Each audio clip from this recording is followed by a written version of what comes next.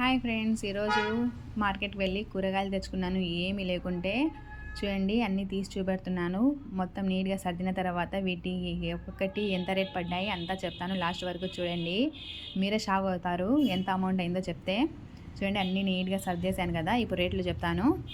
ఇంకా 5 కేజీస్ ఎర్రగడ్డలు 120 రూపీసు.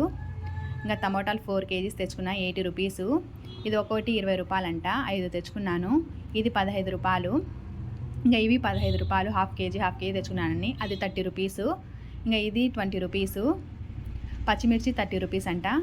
దొండకాయలు 15 రూపీస్ అంట. ఇంకా 20 రూపీస్ అంట అది. ఇవి 20 రూపీసు. ఇది గోపి వచ్చేసి 50 రూపీస్ అంట.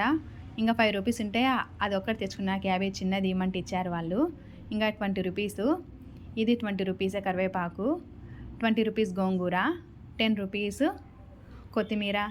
చూడండి, ఇవే నా కూరగాయలు. వీటి మొత్తం రేట్ ఎంత అయిందంటే 600 అయింది. 1 రూపాయి ఎక్కువ కాలేదు, 1 రూపాయి తక్కువ కాలేదు. ఓకేనా? నా వీడియో నచ్చితే సబ్స్క్రైబ్ చేయండి. చూడండి, ఇంకా అన్ని కవర్లలో ప్యాక్ చేసుకొని ఇంకా స్టోర్ చేసుకోవడం ఫ్రిడ్జ్లో. ఇంకా కొత్తిమీర గోంగూరను మళ్ళీ నీట్గా కట్ చేసుకొని ప్యాక్ చేసుకుంటాను. నా వీడియో నచ్చితే లైక్ చేయండి, సబ్స్క్రైబ్ చేయండి. Thank you for watching.